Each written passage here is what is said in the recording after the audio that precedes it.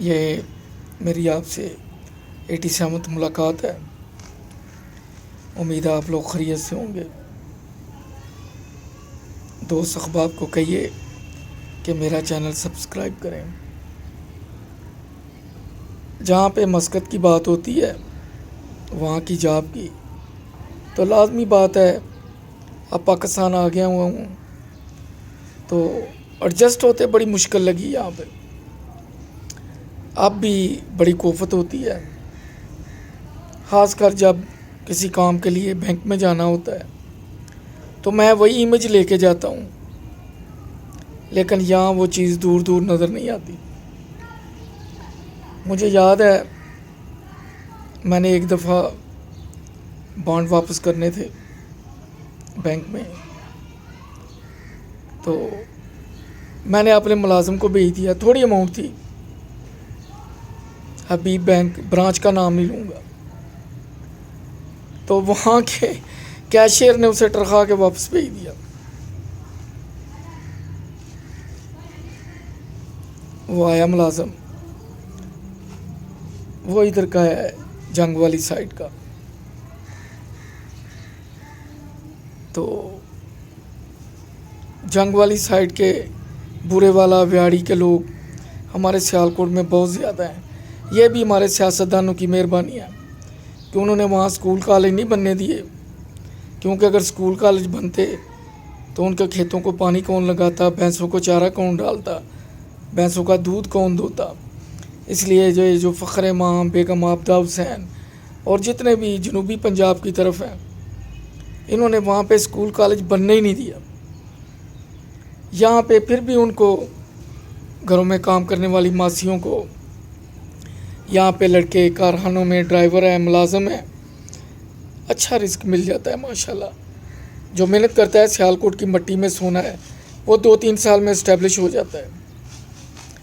لیکن وہاں صبح انہوں نے ذمہ دار کے ڈیرے پہ جانا ہے، کھیتوں کو پانی لگانا ہے، چارہ کاٹنا ہے، ٹوکے پہ کترنا ہے، بھینسوں کو ڈالنا ہے، وہیں پہ سبزی پکانی ہے، وہی کھانی ہے، وہیں پہ رات کا کھانا لے کے تو گھر چلے جانا ہے۔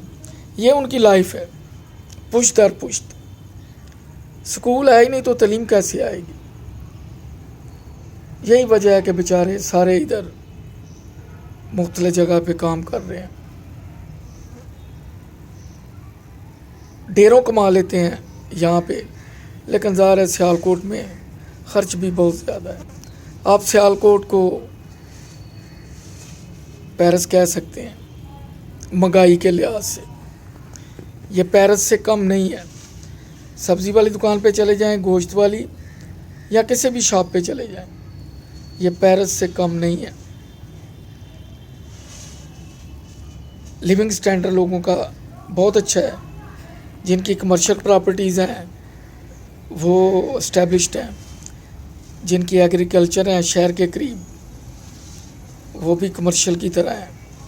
جو شہر میں لوگ رہتے ہیں، انڈسٹری والے ہیں، پھر کافی لوگ باہر گئے ہوئے ہیں۔ خوشحالی ہے یہاں پہ سیالکوٹ میں بہت زیادہ، لوگوں کی پرچیزنگ پاور اچھی ہے۔ تو میں وہ فیاض لڑکے کی بات کر رہا تھا کہ بانڈ واپس لے کے آ گیا۔ میں نے کہا چلو اب میرے ساتھ چلو۔ میں گیا، میں نے کہا یہ آپ کے پاس بانڈز لے کے آیا تھا؟ کہتا ہے جی، لیکن ہم نہیں لیتے۔ میں نے کہا کہاں لکھا ہے؟ میں نے کہا کہاں لکھا ہے کہ آپ لوگ نہیں لیتے؟ کہتا ہے جی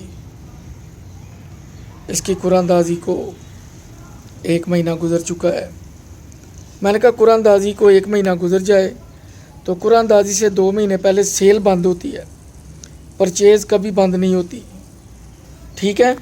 اگر کل بھی قرآن دازی ہے تو میں آج کوئی بانڈ بیچنے آیا ہوں، you have to purchase it. میں نے کہا مجھے ذرا سینٹرل بینک کا کوئی لیٹر، کوئی نوٹیفیکیشن مجھے بتاؤ جس پہ یہ لکھا ہو۔ خیر میں ذرا تھوڑی اونچی آواز میں بولا، 1-2 سٹاف کا آدمی آ گیا، کیا پرابلم ہے؟ میں نے کہا میں خود ایک ایکس بینکر ہوں، شلوار قمیض میں ہوں، لیکن اتنا یاد رہے کہ ابھی میں نے آپ کے ہیڈ آفس یا اسٹیٹ بینک میں آپ کی کمپلینٹ کرنی ہے. یہ آپ کا کیشیئر کیسے کہہ رہا ہے کہ میں نے یہ بانڈ نہیں لینے. خیر ایک دو کو سمجھ آ گئی, انہوں نے بانڈ لیے, کیش دیا. اسی طرح بھی ریسنٹ واقعہ ہوا الائٹ بینک میں لے کے گیا تو اس نے ایک چھوٹی سی بکلیٹ سی نکال لی, وہ جو بانڈز والی دکان سے ملتی ہے جس میں قرعہ اندازی کی ڈیٹس ہوتی ہیں. کہتا جی اس کی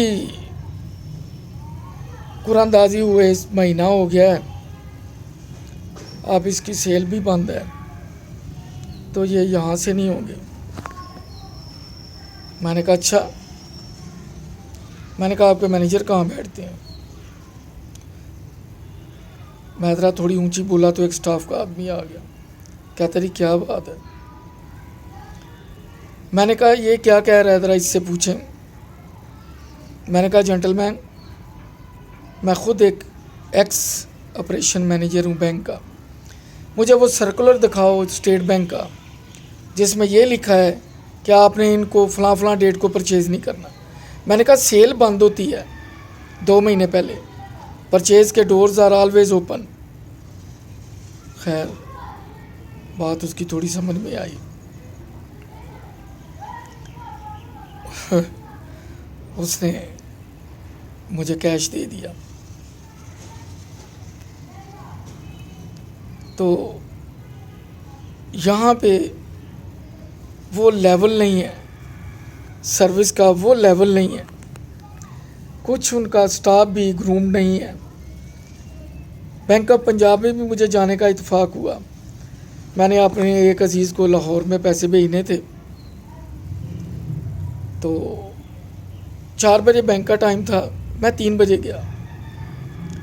اتفاق سے اکاؤنٹ کا کوئی چیک ڈیجٹ یا برانچ کا جو کوڈ تھا وہ کمپیوٹرائز سے پہلی والی برانچ کا تھا, کچھ سیکوینس چینج ہوا تھا. اس نے مجھے کہا جی یہ پیسے نہیں جا سکتے. میں نے کہا ٹھیک ہے, میں رنگ کر کے دوبارہ نمبر لے لیتا ہوں. تو ادھر سے مینیجر صاحب باہر نکلے, جلدی کرو جلدی کرو جلدی کرو, برانچ بند کرنی ہے, کام کرنا ہے. میں نے کہا سر میری بات سنیں, آپ ماشاءاللہ مینیجر ہیں؟ کہتے ہیں ہاں. میں نے کہا ٹائم کیا ہوا ہے, 3:15 3:30 ہوئے ہیں. ہارڈلی ہم 2-3 بندے ہیں برانچ میں, آپ کس کو یہ سنا رہے ہیں؟ میں نے کہا ابھی تو اتنا ٹائم پڑا ہوا ہے, 2 کیشیئر آپ کے بالکل تقریباً فارغ بیٹھے ہوئے ہیں. کہتے ہیں جی آپ کیوں ایسے بات کرتے ہیں؟ میں نے کہا آپ کسٹمر کو سمجھتے کیا ہیں؟ کسٹمر ہمیشہ ویلیویبل ہوتا ہے, وزٹنگ کسٹمر کو عزت دیتے ہیں. آپ ٹی وی پہ ایڈ چلاتے ہیں لیکن جو کسٹمر آپ کے کاؤنٹر پہ آتا ہے اسے آپ دھتکارتے ہیں, اس کے ساتھ آپ مس بیہیو کرتے ہیں. کون آئے گا آپ کی برانچ میں اکاؤنٹ کھولنے کے لیے؟ یقین جانے جب میں بینک میں تھا وہاں ماشاءاللہ سیف الرحمان صاحب مینیجر تھے, پاکستانی سٹاف بھی تھا. جو بھی بینک میں آتا تھا ہم اسے اٹھ کے ملتے تھے. ہاں وہ پاکستانی سادہ کپڑوں میں ہوتا, ویل ڈریس ہوتا, کوئی عمانی ہوتا, سری لنکن, بنگلہ دیشی, کیونکہ ہمیں پتہ تھا یہ ہمیں بزنس دینے آیا ہے.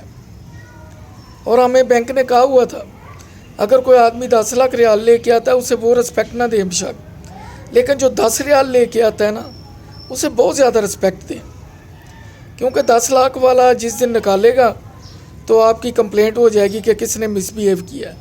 لیکن آپ 100 ریال 200 ریال کے 50 اکاؤنٹ لے آئیں, ایک نمبر آف اکاؤنٹس بڑھ جائیں گے, ایک آپ کے بینک میں ہمیشہ ٹرانزیکشن اور گہما گہمی رہے گی. اور بینک یہ دیکھتا تھا کہ اس بندے کی ہمارے ساتھ ایسوسیشن کتنی ہے. اگر وہ بجلی کا بل جمع کرانے آتا, پانی کا بل جمع کرانے آتا تو ہم اسے کنونس کرتے اکاؤنٹ کھولنے کے لیے. چینج بھی لینے آتا ہم اسے قہوہ پلاتے, چائے پلاتے کہ اکاؤنٹ کھولو. یہاں آئے ہوئے پرندے کو پتھر مارتے ہیں بینک میں. کہ تم آ کیوں گئے ہو. ساری ٹو سے آدھے سے زیادہ بینکر باڈی لینگویج سے بینکر لگتے ہی نہیں ہیں. وہ ایسے بیہیو کرتے ہیں کہ جیسے ہم کوئی اسپیشل ملٹری کورٹ میں بیٹھے ہوئے ہیں اور ہمارے پاس سمری اختیارات ہیں. اگر نو کہہ دیا تو نو کہہ دیا. باقی ڈپارٹمنٹ کا بھی یہی حال ہے. اتفاق سے میں بجلی کا بل چیک کرتا ہوں، ریڈنگ ڈیٹ سے پہلے 2 دن میں رف ریڈنگ لے لیتا ہوں. 3 دفعہ ایسے ہو چکا کہ اس نے 100 یونٹ زیادہ ڈال دی. میں نے بھی فوٹو بنائی، میں لے گیا وابڈا آفس. میں نے کہا مجھے یہ بتاؤ یار، یہ جو ریڈنگ ہے آپ نے لی ہے اور جو میں لے کے آیا ہوں، چلو میرے ساتھ. اور میں نے کہا ذرا بل پہ بھی دیکھو، ہے تھوڑی ڈم. وہ جان بوجھ کے ڈم پکچر لیتے ہیں. میں نے کہا 100 یونٹ کا اس نے فرق ڈالا ہے. اب میں 200 سے 300 والے سلیب میں چلا گیا ہوں. اب فیول پرائس ایڈجسٹمنٹ مجھ پہ لاگو ہوگی جو 2-3 مہینے بعد ہے. اور جو بینیفیشل یونٹ تھے سبسڈی والے 8 روپے 10 روپے، ان سے میں 14-15 پہ چلا گیا ہوں. یار کیا کرتے ہو؟ یہاں کا بابا آدم نرالا ہے. میں نے بتایا تھا کہ پاکستان میں جو عدالتیں ہیں وہ سسر ہیں، جو اسٹیبلشمنٹ ہے وہ ساس ہے، جو خامد ہے وہ عوام ہے، اور جو حکومت ہے وہ بڑی پیاری سی بہو ہے. اب سسر ہیں عدالتیں، وہ کتنی بہوؤں کو طلاق دیں. اب وہ بدنام ہو چکی ہیں کہ یہ سسر تو بہو کو ٹکنے نہیں دیتا. اور اگر اسٹیبلشمنٹ مارشل لا لگے تو ان کو بھی کہتے ہیں دیکھیں جی بار بار ملک میں مارشل لا لگتا ہے. لیکن بہو نے اپنے ناز و نخرے ٹھیک نہیں کرنے، اس نے اپنا مزاج درست نہیں کرنا، اس نے اپنے خامد کو ٹیکہ ہی لگانا ہے، ٹرک کی بتی کے پیچھے لگانا ہے، انہی کا خون چوسنا ہے، انہی کے ووٹ لے کے.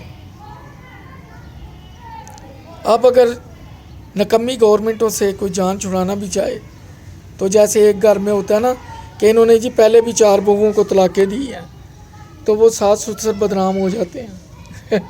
اس طرح ہمارے ادارے انہوں نے جان بوجھ کے سیاستدانوں نے بدنام کیے ہیں. یہ 4-5 سال کے لیے 2.5 سال کے لیے آتے ہیں، پھر ہماری اسٹیبلشمنٹ کو گند صاف کرنے میں کئی دفعہ 10 سال لگ جاتے ہیں، اور کئی دفعہ ان کو پھر انڈائریکٹلی ان ہونا پڑتا ہے. ہمارے سارے اداروں کا برا حال ہے. اللہ حافظ ہے. میں تو کہتا ہوں گشتی عدالتیں ہونی چاہیے، جہاں پہ پکڑیں وہیں پہ سزا دیں، سارا نظام 1 ہفتے میں ٹھیک ہو جائے گا. یہ ریڑھی والوں کو، کریانے والوں کو نہ پکڑیں، یہ بڑے بڑے پیٹ والوں کو پکڑیں. ہمارے بینک میں کہتے ہیں کہ کسی بندے کے کرپٹ ہونے کے لیے یہی کافی ہے کہ وہ اپنے ذرائع سے زیادہ خرچ کرتا ہے. یہاں پہ آپ لوگوں کی سیلیاں دیکھ لیں، ان کے بچے کہاں پڑھتے ہیں، ان کے پاس گاڑیاں کون سی ہیں، وہ ٹیکس کتنا دیتے ہیں، ان کا لیونگ سٹینڈرڈ کیا ہے. 8-8 لاکھ روپے کا تو صرف گھر کے باہر گیٹ لگا ہوا ہے، اے سی گھر میں لگے ہوئے ہیں. تنخواہ نہیں خرچنی، تنخواہ کی کمیٹی ڈالی ہے، آپ سمجھ گئے ہوں گے. تو بہت نظام خراب ہے. اللہ کرے یہ ٹھیک ہو جائے، لیکن لگتا نہیں ہے. دعا کرنی چاہیے، ہم بھی کرتے ہیں، آپ بھی کریں. اللہ تعالیٰ آپ کو خوش رکھے. کیا کریں، ہمیں ہر دور میں ایسی بہو ملتی ہے، ایسی بیوی ملتی ہے